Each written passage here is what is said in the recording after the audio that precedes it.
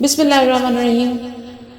اللہم صلی علی سیدنا محمد وآلہ وصحبہ وسلم۔ السلام علیکم ورحمۃ اللہ وبرکاتہ۔ اہل ایمان والو، رمضان آیا رحمت، مغفرت اور بخشش کا سامان لے کر۔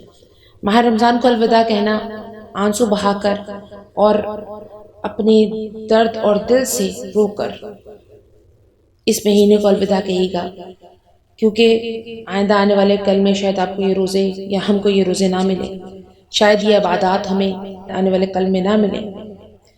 مزدور جب کام سے فارغ ہوتا ہے تو اسے مزدوری دی جاتی ہے۔ اب ہم نے بھی عمل سے فارغ ہو چکے ہیں، کاش کہ ہمیں بھی یہ جان سکتے کہ ہمارے روزے قیام مقبول ہوئے ہیں رب کی راہ میں کہ نہیں، یا ہمارے منہ میں مار دیے جائیں گے۔ کاش ہم جان سکتے کہ کون ان میں مقبول ہے، ہم اس کو مبارکباد پیش کرتے، اور کون اس میں رد ہے تو ہم اس کے دل کو اس کی دل شکنی جو ہے اس کو کہتے ہیں انشاءاللہ اگلی دفعہ اللہ تبارک و تعالیٰ تمہاری مدد فرمائے گا۔ نبی کریم صلی اللہ علیہ وسلم نے فرمایا، بہت سے روزے داروں کو بھوک اور پیاس کے سوا کچھ حاصل نہیں ہوتا، اور کئی شب بداروں کو بے خوابی کے سوا کچھ حاصل نہیں ہوتا۔ بے شک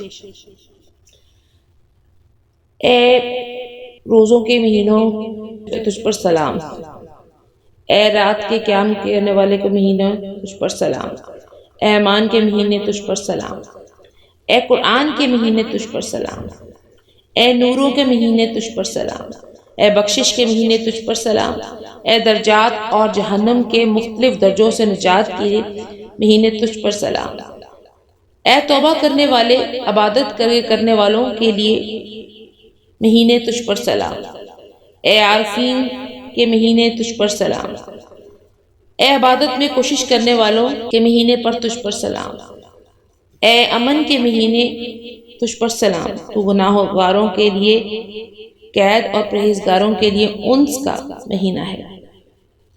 اللہ تبارک و تعالی ہمیں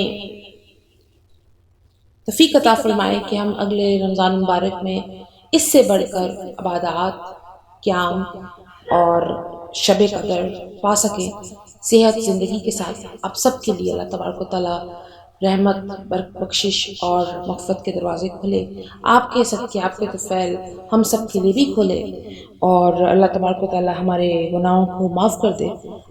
استغفر ربی من کل ذنب واتوب الیہ۔ ربنا آتنا فی الدنیا حسنۃ وفی الآخرۃ حسنۃ وقنا عذاب النار۔